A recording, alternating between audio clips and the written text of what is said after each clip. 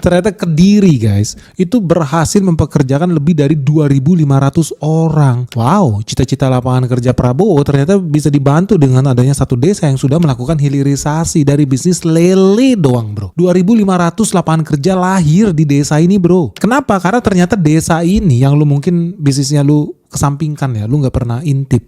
Ternyata betul-betul luar biasa bagus. Desa ini bisa mempekerjakan 2.500 orang dan berhasil membudidayakan lebih dari 14 miliar ekor benih lele setiap musimnya mas bro. Gila gak sih? Nah kalau lu bingung ya 14 miliar lele ini bentuknya kayak apa, nggak usah dibayangin guys. Kita hitung value-nya aja dalam rupiah. 14 miliar benih lele rupiahnya itu setara 1,5 triliun setiap tahun. 1,5 triliun setiap tahun cuma di dua desa ini. Desa Tulungerjo sama desa Pelem. Makanya gak usah heran, memang bisnis ikan lele, benihnya doang ya, benih ikan lele itu salah satu unggulan, produk unggulan Kabupaten Kediri. Karena berhasil menjadi supplier besar untuk memenuhi kebutuhan lele di tingkat nasional guys. Ya lu bayangin aja ya, bisnis pembesaran lele buat konsumsi nih di Kabupaten Kediri setiap tahunnya mencapai 16.500 ton. Artinya nilai ekonomisnya itu kurang lebih 300 miliar. Khusus untuk benih ikan aja, bisnis benih ikan lele yang 14 miliar ekor setahun itu nilai ekonomisnya setara 1,5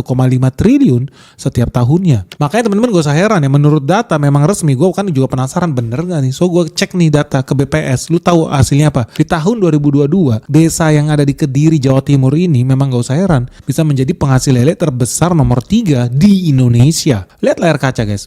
Provinsi penghasil lele terbesar di Indonesia nomor 1 Jawa Barat. Oke, lebih dari 250.000 ton setiap tahunnya. Peringkat 2 ada Jawa Tengah, hampir 200.000 ton setiap tahunnya. Juara 3, wow, ada Jawa Timur. Jawa Timur itu nilainya kurang lebih 150.000 ton setiap tahunnya. Jadi memang faktanya dalam konteks perikanan ya, Jawa Timur itu ya salah satu sentra produksi ikan air tawar yang terbesar di Indonesia. Dan begitu melimpahnya guys lele yang ada di Kediri, mereka nggak cuma jual benih lele. Ternyata mereka juga terinspirasi dengan program hilirisasi guys. Gue kira cuma bisnis nikel aja yang hilirisasi ya, tapi ternyata bisnis lele udah lakukan hilirisasi. So lu gak usah heran kenapa mereka bisa jadi triliuner. Karena ternyata mereka banyak bikin terobosan pengolahan lele. Mereka bukan lagi cuma jual ya dalam bentuk sumber daya alam. Kalau bilang pertambangan orenya itu doang enggak. Mereka ternyata olah.